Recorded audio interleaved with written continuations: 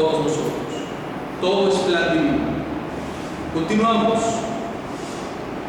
Dice enseguida: el mundo no nos conoce porque no lo ha conocido a Él. Hermanos queridos, ahora somos ya hijos de Dios. Ya lo somos por el bautismo. Y aún no se ha manifestado lo que seremos. Aún no se ha manifestado lo que seremos. Sabemos que cuando se manifieste seremos semejantes a Él, porque le veremos tal cual es. Entonces llegaremos a la perfección de la madurez humana y cristiana, al alcanzar, como dice San Pablo, la estatura de Cristo y quedar configurados con Él para toda la eternidad, hasta llegar a ser otros Cristos. Esa es la meta, hasta llegar a ser otros Cristos.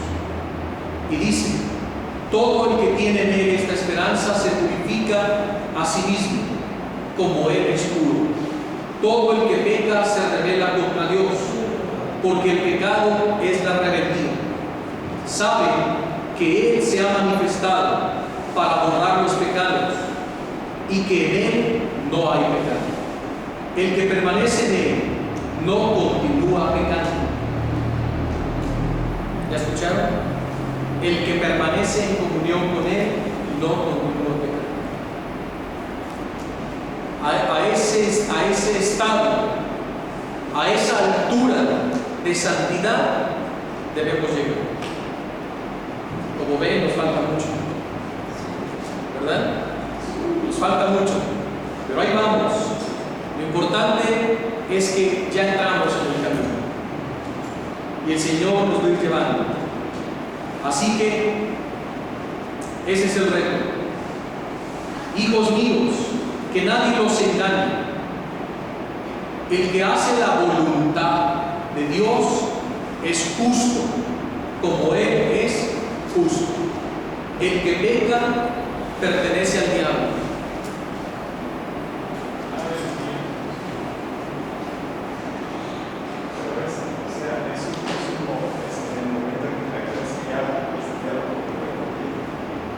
Vamos completando la idea.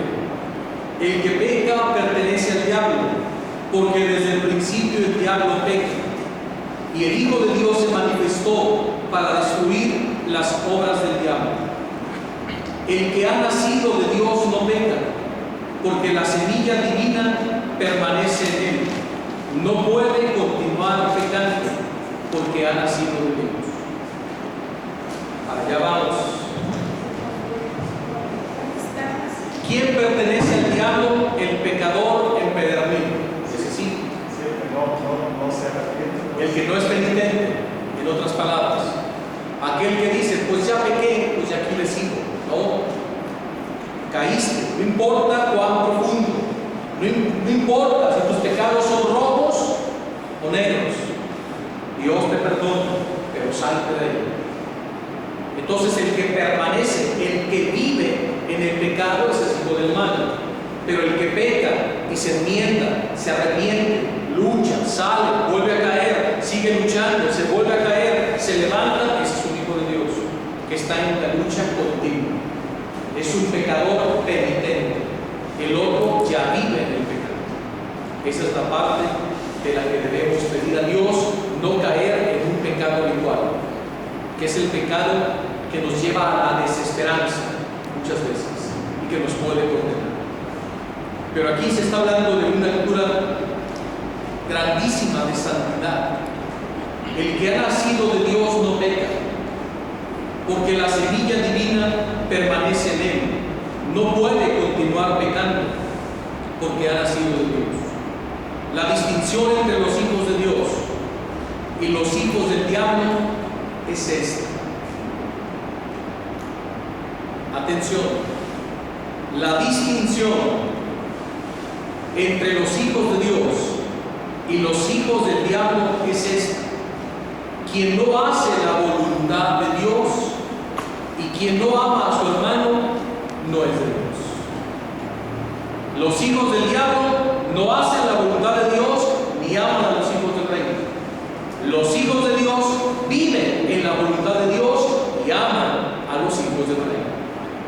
¿En qué se distingue entonces un hijo de Dios? En que cumple la voluntad de Dios y ama a su pueblo. Esa es la diferencia.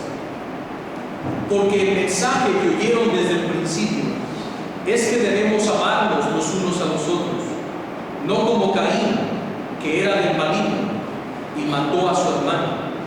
¿Y por qué lo mató? Porque sus obras eran malas, mientras que las de su hermano eran buenas. No se extrañen, hermanos, si el mundo nos odia.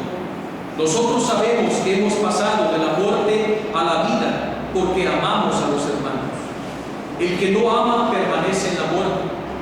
Todo el que odia a su hermano es homicida. Y saben que ningún homicida posee la vida eterna. En esto hemos conocido lo que es el amor, en que Él ha dado su vida por nosotros. También nosotros debemos dar la vida por los hermanos. Si alguien que tiene bienes de este mundo ve a su hermano en necesidad y no se apiada de él, ¿cómo puede permanecer en él el amor de Dios? Ya lo vimos en Santiago, ¿se acuerdan? Tú tienes fe, pero yo tengo obras.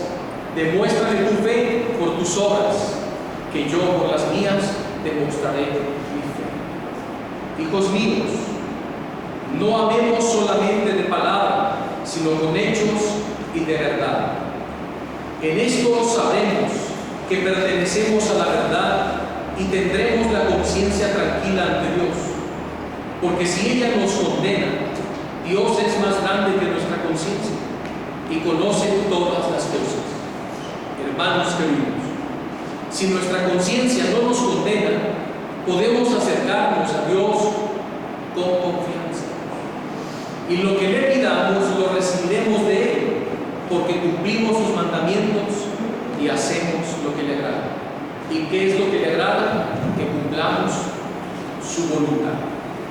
Y este es su mandamiento, que creamos en el nombre de su Hijo Jesucristo y que nos amemos los unos a los otros, según el mandamiento que Él nos dio. El que cumple sus mandamientos permanece en Dios y Dios en Él.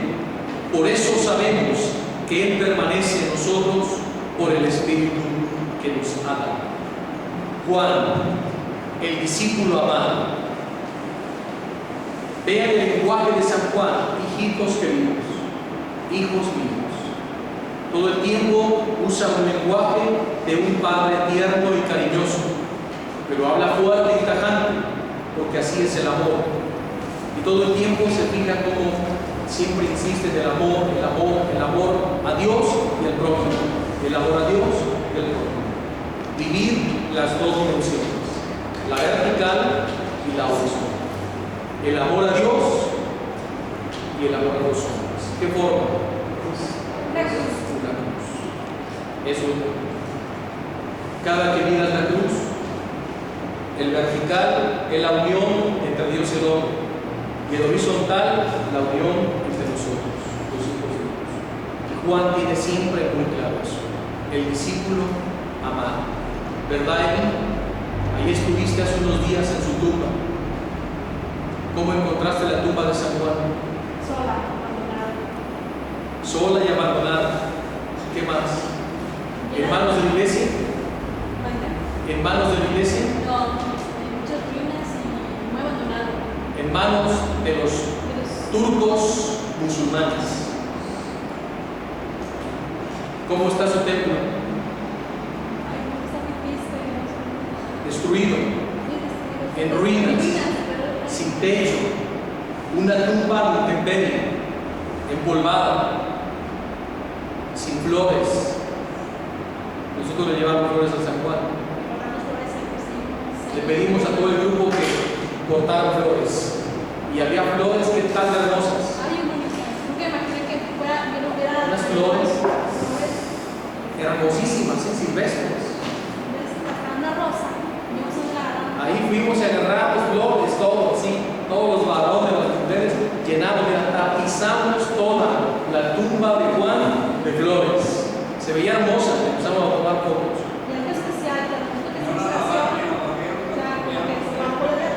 No, mi hermano, porque no traíamos ni escoba ni trapeador. Pero con las flores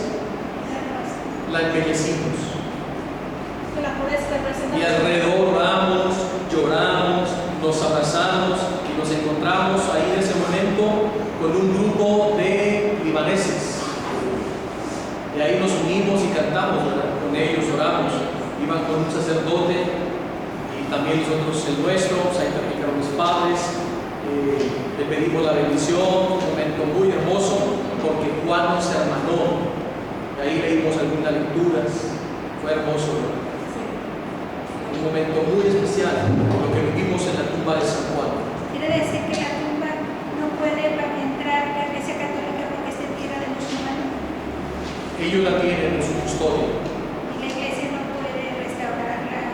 Nada. No se les permite. No quieren. De hecho, el Papa Juan Pablo II entró en negociaciones muy fuertes con los turcos para que devolvieran la tumba de San